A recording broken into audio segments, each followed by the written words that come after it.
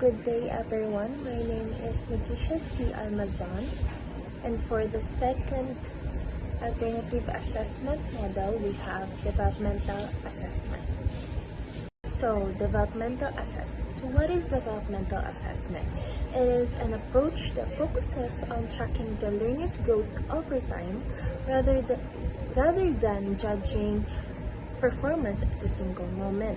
So meanings, diba, as we all know, some assessment it mainly focuses on judging the student's final performance.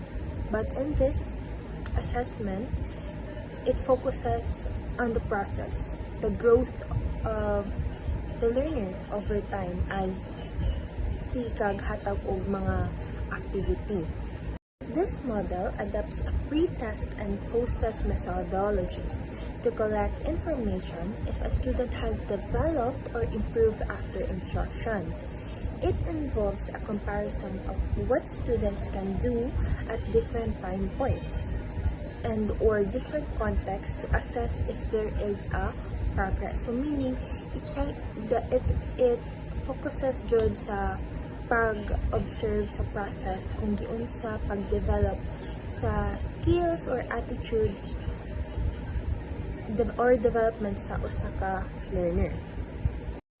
So, developmental assessment is said to be useful for assessing learning outcomes based on students' development rather than a final product. Assessors should have adequate knowledge of how a skill or attribute develops so appropriate assessment strategies and tools can be designed. So, again, very useful jud ni nga assessment, type of assessment also, but it is not just for the students but also for teachers nga makabuhatag more useful or creative na mga strategies or tools para ma-develop pa ang skills sa ato mga learners. So, instead of asking na na-meet ba sa mga students ang objectives sa ato lesson karon, we should ask as a teacher na napay development sa usa ka bata or napay na change sa iya skills. So, to deepen our understanding with this type of assessment, nag-search ko of some key features para masabtan pa rin natin siya. So, first, we have growth over time.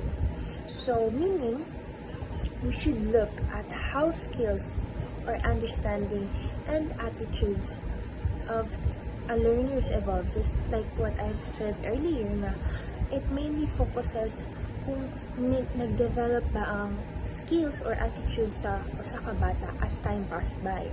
And by through this, magamit ang mga evidences like kanang example, performance task ka within this week and the next week sad and then the next week sad. So with that timeline, through that product na nabuhat nila within that week, ma-notice gud nato na nagwi kausaban sa ilaha skills or attitudes.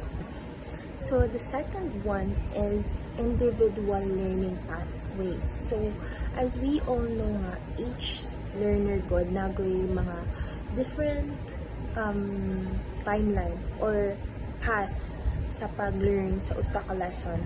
And with this, we should recognize the learners develop at different rates. Dili na to sila compare, that we should understand nga dili tanan bata mag same og path sa pag-learn.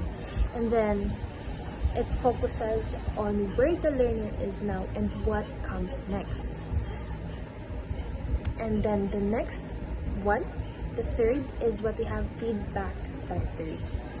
So with the developmental assessment, it emphasizes descriptive, actionable feedback rather than score. So meaning, dili ra ta mag-score dire, but also to give jud descriptive feedback sa mga learners. With this, it encourages self-assessment and reflection. Makareflect ang mga students sa ilang mga natutuhan. So, the fourth one is the process-oriented. So, when we talk about developmental assessment, givalue dyan niya ang mga drafts, attempts, revision ng ipangbuhat sa mga bata. Kaya through this, ma-identify man nato ang mga improvements sa usa ka bata, right? So, with the first week, second week, or the third week, dira ay mga draft. Through that, ma-identify dyan nato na improvement, like because of that process. And kanang dili ra nato ikuan ang dili ra nato i-assess ang final product, but again, also the process.